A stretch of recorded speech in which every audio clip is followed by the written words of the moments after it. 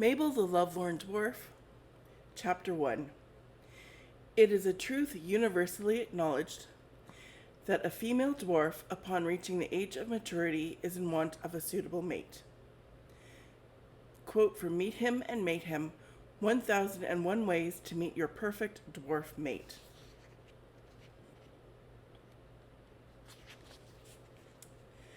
Cap on straight, beard brushed and worked into 2 thin braids, I bounded down the stairs. Da and my 12 brothers all grinned at me from the kitchen table, even the ones who were usually sleeping by now after working the night shift. Look at you, Max said, pushing me down onto the bench between him and Bernie. Kenneth reached over the table and tugged on the 2 braids in my beard. Hoping to attract a mate on your first day? He asked. I smacked his hand away. My beard was still on the scraggly side, and I couldn't risk losing any of it if he accidentally pulled too hard. Taking her duty seriously, Billy said. That's what I like to see. Well done, sis. I beamed as I helped myself to a heaping plate of eggs, sausages, and toast. Mabel, we are so proud of you, Da set a soft brown leather bag beside me. Inside were brand new pickaxes, hammers, everything I needed. A little something in honor of your first day as a miner. Some might think that this wouldn't be a big deal to me because I came from a family of miners. Certainly, as the youngest, I'd seen enough of my brothers receive such a gift on their first day at the mines to know that this was standard. It was part of the rite of passage for those lucky enough to enter the mines, and therefore not one to be taken lightly, especially by me. Not too long ago, it had been a very real possibility that I might not be hired for the mines. As the only female in the family, it was my duty to carry the family name and reputation on my shoulders. The shame would have been unbearable if I hadn't made it to this day. I would never take being a miner for granted. Thank you so much. I can't believe it. Thank you, I said. You're a golden axe, Mabel. Bernie smiled. Believe it. He kissed the top of my head and went upstairs. Danny, Wilbur, Bobby, and Billy all patted me on the back, grumbled congratulations, and retreated to their beds. Their staying up for me filled me with pride. They'd done this for each other on the first day at the mines. I would have thought they'd be tired of doing this by the time that my turn came along. I helped myself to a few extra pancakes and passed a few to Ross and Max. I needed the fortification for strength, but also to make my belly stouter. Strength and stoutness were important for mining. They were also what would make me attractive to potential mates. A thicker beard and a lower voice would help with that too, but I couldn't control those. My dearest Mabel, Da said. Were those tears in the corners of his eyes, or was it moisture from the steam in the kitchen? Your ma'am, he stopped himself.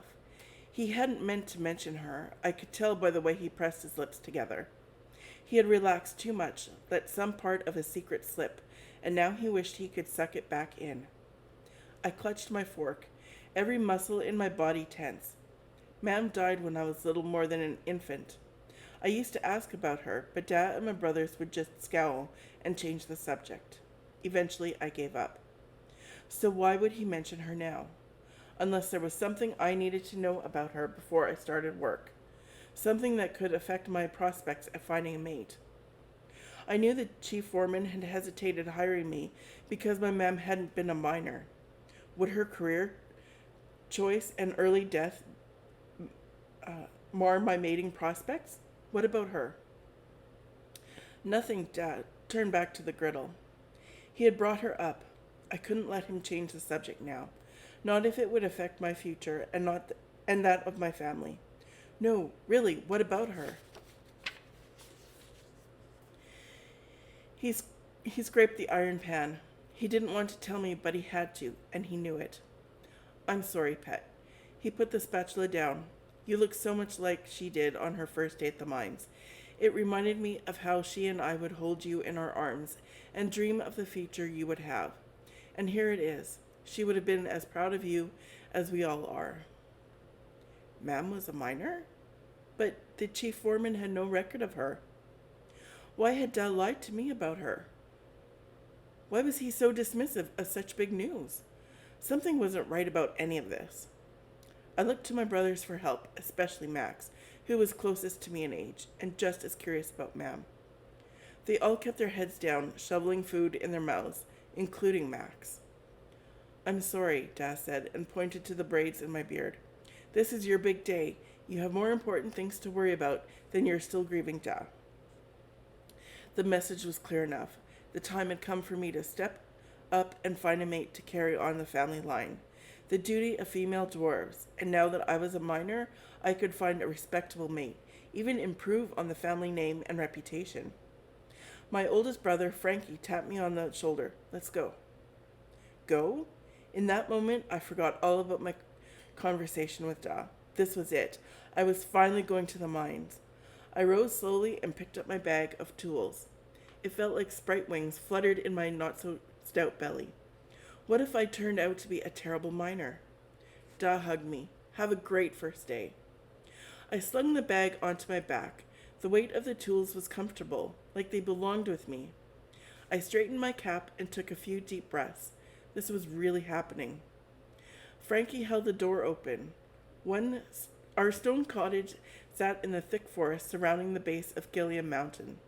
The city of Gilliam had outgrown the mountain several generations ago. Only the oldest and wealthiest mining family still had dwellings inside of it. I usually loathed walking through the forest, but today, either my dwarf blood failed me or my excitement was too strong. Though the morning held a chill, a hint of warmth from the waning summer staved off the threatening cold. The wind tickled my cheeks. The scratching of the leaves in the breeze was music to my ears. The gold sunrise pierced the forest, deepening the browns and greens of the trees and bushes lining the path. Gilliam Mountain loomed majestic. I was used to taking the path to the right, to the toy workshop, where I worked the last few years, training for life as a miner. This morning, we took the path to the left, towards the mine. My mines. Pale green and blue crystallized stalactites and stalagmites filled the damp entrance cavern. Frankie pointed out the cleansing pool, a spring burbling from the wall of the mountain into a pond filling the right half of the cavern. That's where everyone washes their faces and beards at the end of each shift, he said, with a hint of an awe at the beauty of it all. Even after all these years, he still loved the mines. I hoped I would too. Frankie allowed me to admire it all for a few minutes, then pressed me onward. I could have stood there all day. From his own bag, he took out a lantern, lit it, then led me out of the entrance cavern into one of the dozens of passages that branched off of it. We descended down a long, gentle staircase that took a wide turn out left before leveling out into another, much smaller cavern with several crosscuts and diverging drifts. Frankie started into the crosscut closest to our right. This one is yours. My crosscut. I followed him through the narrow entrance. The crosscut widened into a stope 50 yards in, where teams of miners had explored and excavated over the generations. Frankie lit the lanterns hanging along the wall, warming the ancient air and casting magnificent shadows against the beautiful, craggy stone. Before the others, something sparkled at the edge of a lantern beam. I took a step toward it. Frankie grabbed my arm, holding me back. Mabel, your attention for a few minutes. Right, sorry, I said, but looked for another moment before turning back to Frankie. I realize this is your first day, and it can be a bit awe-inspiring, but I assure you the beauty never fades. You have many, many wonderful years ahead in the mines. Overhead, a soft rumbling grew louder and closer. Within minutes, the roar broke up into clusters of chatter, then distinct voices. Was I going to meet my mining partners today? I hoped they'd like me. I heard a gasp and turned around to see Emma, my best friend. Mabel, this is so perfect. I'd hoped you'd be our new partner. She dropped her bag and hugged me. Thank the gods I was with Emma. I faced the entrance, anxious to see who else I get to work with. I broke out into a huge grin when Philip entered the crosscut. This day could not get any better. I got to mine with two of my best friends. Hey, welcome, Philip said, all cool and casual. Hands on my hips, I frowned at him until his demeanor broke and he hugged me too. This is going to be fantastic working together, he said. Frankie interrupted us. You'll have plenty of time for talking later. Emma, Philip, keep working where you left off yesterday. Mabel, bring your tools and come with me. He led me to a section of the crosscut a few feet from my friends. Don't I get to work with them? After I've trained you. Now, I want you to run your hand over this rock, carefully, slowly. Tell me what you feel. I did as instructed, but wasn't sure what he wanted me to hear. It felt like stone should, hard. I looked at him, hoping for some kind of hint of what I should be feeling. He was smiling, not scowling. At least he wasn't disappointed in me. Get up close, smell it, press on it, he said. I did, taking my time, pressing, tapping, sniffing. At first, I didn't understand what he expected, but then I pressed my ear to the stone as I tapped and pushed on it. It's firm, but also almost spongy, like the air bubbles beneath the surface, and a sulfur scent, I said at last. Very good. Now take out your axes. Learning about the textured stone was fascinating, and my brother was pleased with me. I removed my tools from my bag and spread them out on the floor, out of the way of everyone. I looked at my 3 pickaxes. The harder the rock, the bigger the axe you want to use. This rock is fairly soft, so you want the smallest one. Soft? I picked up the axe, hand close to the head. Who taught you to hold it like that? Frankie asked. No one. Why? Is it wrong? It's perfect. Good natural instinct, Mabel. With gentle small strokes, scratch at the wall. The rock fell away from the tip of my axe in a fine white dust that soon coated my beard. Now I knew why no one minded before their beards were thick enough. It wasn't just an issue of attractiveness. The thicker the beard, the more it kept the dust from the face. My scraggly beard had been a concern during my interviews, but I guess the chief foreman thought it was thick enough, or my pleading had convinced him of it. The dust worked its way through my beard, almost adequate protection, and scratched my skin. I could do without this discomfort. Smaller strokes, Frankie said. Very good. Frankie's instructions were slow and methodical. He was so patient and encouraging that even though I was scraping rock for hours, it was exhilarating. The horn sounded, signaling the break for lunch, much too soon. I felt like I'd only just started. Frankie gave me leave to join Philip and Emma. The cafeteria cavern could easily fit 1,000 dwarves. Crystals lined the ceiling, and tables sat among pillars of stalactites and stalagmites. The wild boars roasting on open spits smelled more succulent than anything I'd ever tasted. Philip and Emma directed me to a corner of the dining cavern, populated with others our age, most of whom we'd worked with or at least known in the toy workshop. Emma tugged at the braids in her beard, reminding me of my duty. Any time I wasn't actually mining, I needed to look for a mate. For my first day, this was the perfect opportunity to see what my mating prospects might be. We sat near our good friend Jimmy and Zach. Jimmy put a hand on my back. How are things going, Mabel? Excellent. I hear Frankie's a great teacher. The best. You've got Frankie? Someone yelled from down the table. That's Oliver, Jimmy nodded. Oliver's skin had a touch too much color, not a nice gray, but he was a miner and had 2 braids in his beard, signaling he was interested in finding a life mate. I suppose I should consider him as a possible mate. You're so lucky, Oliver sighed. He's our coach and Mabel's brother, Philip said. You're a golden axe? Oliver stood bumping the table in his hurry to get to me. A bit clumsy. He grabbed my hand and shook it, his grip too firm. I might wait to see if any better options came along first. You must be the youngest. I'm such a fan of your family's work. Well, that made him a more favorable possibility. And a strong grip probably meant he worked hard and had strong mining skills. Thank you. Jimmy elbowed Oliver out of the way. A bunch of us are going to the Bearded Prospector Tavern after work. You'll join us, won't you?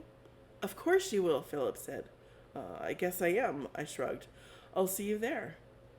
In the afternoon, Frankie had me feel more stone and smell it, and asked me to point out the differences in the textures of the walls of the crosscut. I ended the day chipping at some solid rock with my biggest axe. Good first day, Frankie said when the horn blew to end the shift. Thanks. Can you tell Daw I'll be home late? I'm going out with my friends to the Bearded Prospector. Will do. Stout ale is the best tonic after a day in the mines. Have fun. Thanks. Emma and I walked to the entrance cavern and joined the throngs gathered at the cleansing pool. I took off my cap and thrust my head into the water like everyone else. Glorious cool water rushed around my face and flowed through my hair, washing away the dust. When I came up after half a minute, I wrung out the water from my beard. I ran my fingers through it to fluff it up. Hundreds of us headed out of the mines down the three abreast path in the forest, around the base of the mountain, and finally to the Bearded Prospector, the preferred tavern of Gilliam miners. Dozens of dwarves were already drinking outside the prospector, and there were 10 times as many behind me. I didn't see how the tavern could hold all of us, if patrons already spilled out its doors. No one else seemed to take notice, so I went in with them. The powerful yet refreshing scent of stout ale greeted us the moment we stepped through the door. A gray haze of pipe smoke hovered over the room, which was much larger than I had expected. Ancient mining axes hung on the walls, placed there by generation of miners upon their retirement. We pushed our way through the crowd until we found an empty table in a back corner. Emma squeezed herself in between Zach and Jimmy. Philip said he would get the first round. Zach launched into the story of how he'd found his first emerald today. His find reassured me that this was all real, that it would happen for me too. I was the last of my friends to get hired at the mines. I'd worried for so long, believing I wasn't going to be good enough, that I'd never get here, but I'd finally made it. And today proved it had been worth the wait. I couldn't stop grinning. Philip returned, arms laden with tankards. I helped distribute the ale. Before anyone could take a sip, Philip raised his mug. To Mabel on her first day at the mines. We knocked rims. And to Zach on finding his first ever emerald, Jimmy said. I couldn't wait to find my first emerald. I had so much to look forward to. I was thinking of going to the movie theater tomorrow after work, Zach said. Anyone want to join me? Severn's in a movie playing there.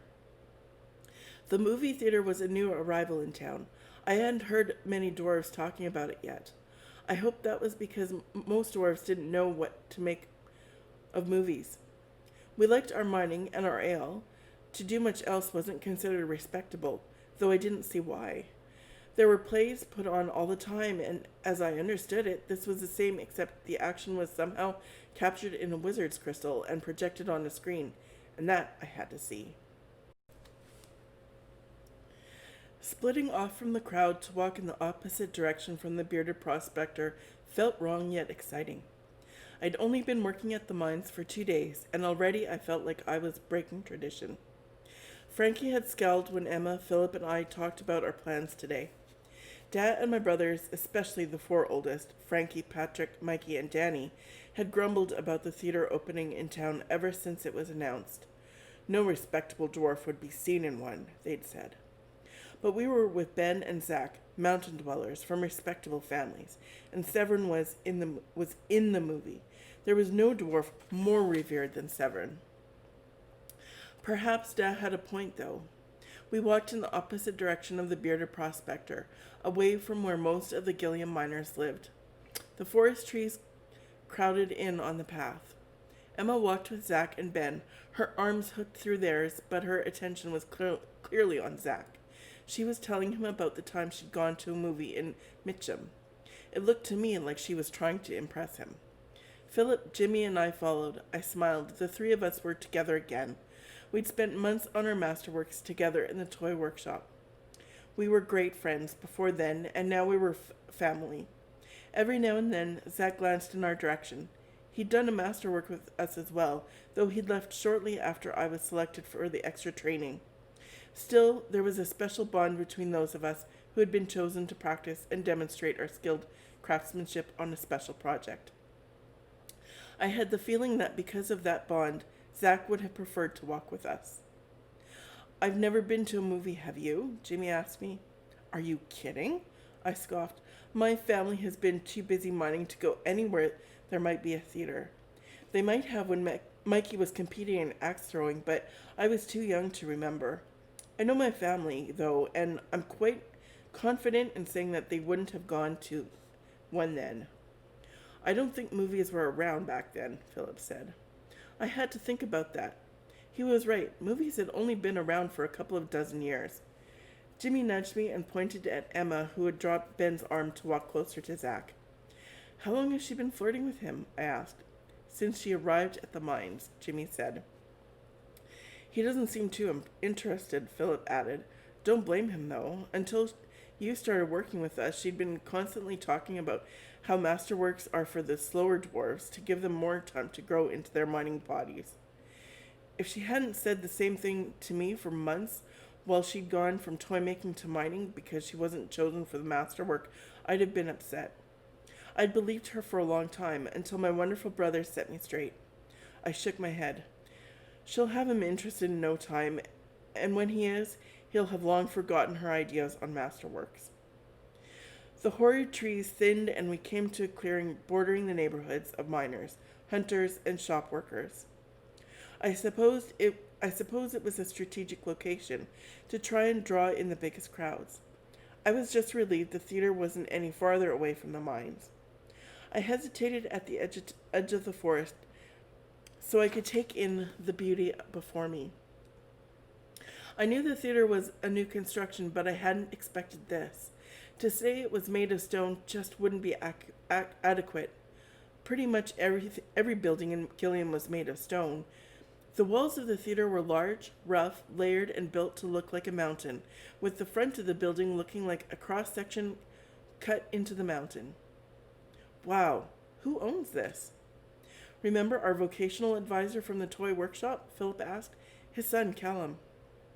Even though the vocational advisor generally spoke of mining as the only real, true vocation for a dwarf, he must have thought owning movie theaters was a respectable enough vocation for a son to allow him to open and run one in Gilliam. If he didn't, he was crazy, because by the looks of things, Callum must be doing pretty well with the theater business to be able to build something this spectacular. Inside, the lobby was a smaller version of the entrance cavern of the mines. Callum was certainly doing his best to make the mountain dwellers and miners comfortable. If only comfort and appearances were enough to earn the approval of even the most traditional dwarves like my dad and my brothers. There were only a handful of other dwarves in the lobby. A lot of expense was put into this building. I hoped it gained more popularity soon. I'd hate to see it close before it really got going. Tonight's on me, Ben said. What? Philip asked. Mabel's joined us at the mines, Zach's first emerald yesterday, and my first emerald today. We have a lot to celebrate. Congratulations, Ben, I said. This is very kind of you, but you don't have to pay for all of us. We all like to celebrate first emeralds in our own way, Ben said. Zach bought a few extra rounds of drinks yesterday. I'd like to buy the tickets tonight. And a round of drinks tomorrow, Zach said. You got it, Ben said with a smile. Ben bought our tickets and we walked through. On the way into the auditorium was a stand with a stack of movie programs. They even have magazines, Emma said, picking up two and handing one of them to me. Callum knows his business. The dim, flickering candlelight illuminated the smooth stone walls and the red velvet seats. Emma marched us all to the third row from the front, where we could get a whole row of seats to ourselves. I was happy to see several more dwarves enter behind us. A theater usher blew out the candles around the room. I turned around and watched the projectionist set the wizard's crystal between two fine metal tines of a fork and tap them.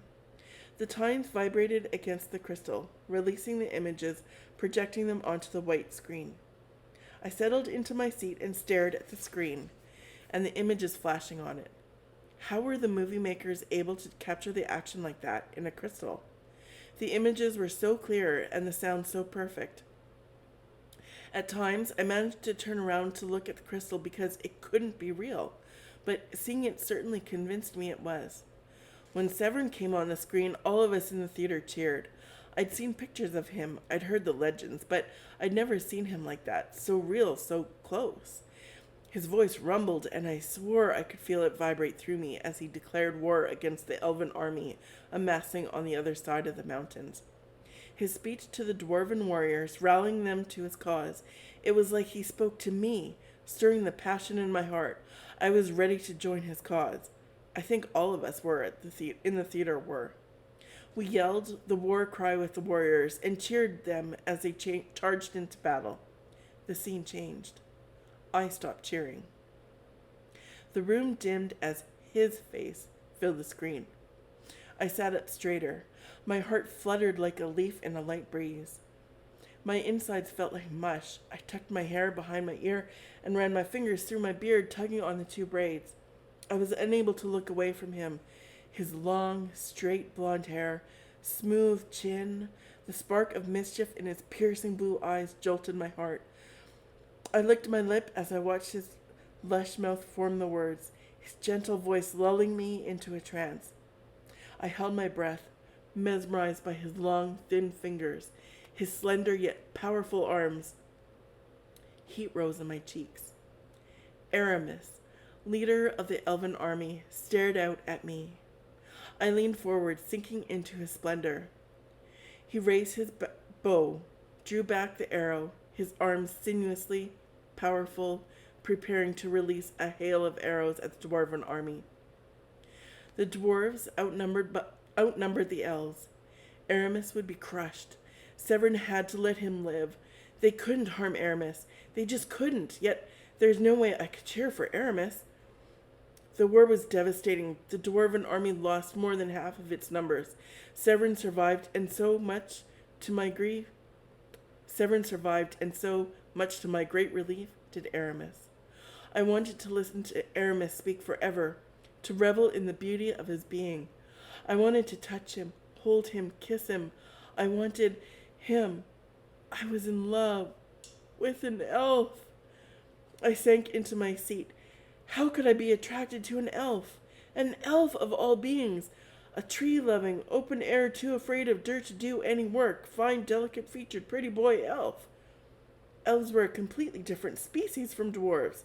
Love between us was impossible. If you're enjoying the adventures of Mabel, don't forget to subscribe below and let me know in the comments what you think. Join us next week for the next installment.